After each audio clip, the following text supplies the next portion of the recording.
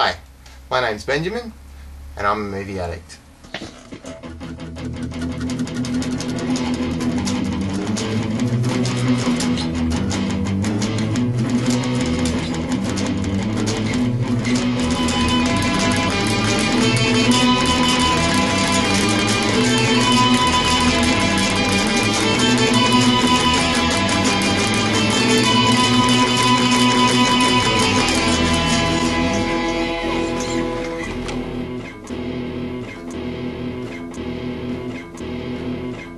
Week 5, and this week we're going back to 1971 for A Clockwork Orange. This film didn't get a video or DVD release in Australia for quite some time, and I was under the age of 18 when I really wanted to see this, but I had to wait until the top clock ticked over and I turned 18. Luna Cinemas in WA, they're kind of like this art house cinemas.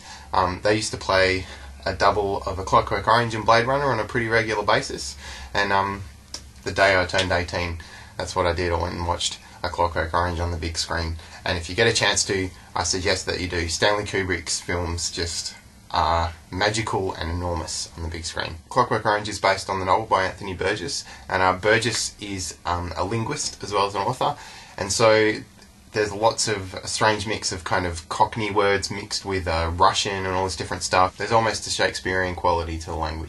Oh, it's no world for an old man any longer. Alex, the narrator, is played by Malcolm McDowell, and he gives a really creepy performance all the way through. He's basically a psycho who's very much into Beethoven's Ninth Symphony, raping and violence, ultra-violence. Him and his gang of droogs go around basically menacing the neighbourhood. You bastard, baby! You bastard! There's this whole idea of these violent acts being performative. There's one scene very early on where we see a gang of people basically gang raping a woman, and they're on stage, and the way the movement and everything is still very violent and struggling, but it all kind of has this kind of dance-like quality to it. And then this scene is followed by a fight, which while it is extremely violent and hard to watch, at the same time it's got this kind of choreographed feel to it. So it's kind of this idea in your head going, like, it's like they're playing out, they're performing a role, so to speak. Let's get 'em, boys. There's also the postmodern idea of kind of commandeering existing media, I guess, for your own purposes. So, there's a wall in the building that Alex lives in which has this kind of Renaissance painting all over it, and it's got these big, penises have been spray painted all over it. And Alex loves Beethoven's Ninth, and he's, masturbating away, looking at his snake, thinking about all his violent images while listening to Beethoven.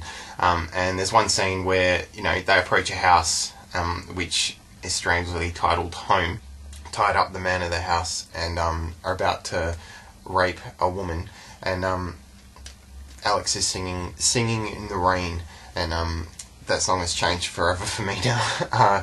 He's singing in the rain as he smashes bookcases and this kind of thing, and cuts this woman's clothes off with scissors, and it's he's taken something and just warped it to become something else completely different. And I'm singing, just singing in the rain. Mr. Deltoid is Alex's social worker. This guy's one of my favourite characters. He's just really creepy, and he's kind of like this weird idea that, the system is extremely corrupt and pedophiliac sort of thing. Creepy character. Eventually, Alex murders somebody and goes to prison. You are now a murderer, little Alex. A murderer. And while there, he kind of goes under the wing of a chaplain, and there's another weird kind of, sexualized a little bit, like hint of sexuality between a father figure and the younger boy. Because Alex is so well behaved in prison, he's first in line to try out this new aversion therapy. So what they do is they stick him down. It's a very famous scene. I used it in the opening to 52 Movies. They sit him down on this chair in a cinema with all these probes on his head and strap his eyes open, and show all these kind of horrible images while Beethoven's Ninth plays. It's this weird idea. It's like, what is that about? It's like violence in film. It's kind of like the weird, how much is the media influencing us?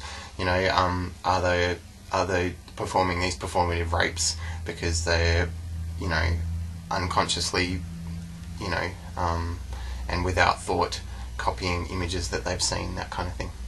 Eventually, Alex's therapy is finished, and they do this really kind of sordid stage play to show that the therapy has worked. And again, it's on a stage, it's performative.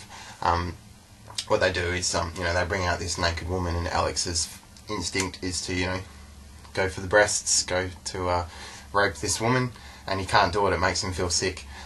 So it's this weird idea that totalitarianism doesn't work. On the outside, it's like a Clockwork Orange. On the outside, it's organic, it's natural, but on the inside, it's just a machine. It doesn't really have any choice. And I'll smash your face for you yard blockers. So Alex is out of prison, and he basically can't function in the real world. Some of his droogs have become police, and it's kind of this whole, corrupt police force idea. And eventually he returns to home, where they originally, raped this woman and crippled this old man. And yeah, everything goes bad for him. And the Minister of the Interior ends up kind of using him for political purposes, and the press are there, and they're kind of taking these pictures, and he's all like, yep, I'm here, I'm a part of the system, this kind of thing. And what he's dreaming, the final scene is him imagining more crazy sexual acts. So basically, the imprisonment doesn't work, totalitarianism doesn't work.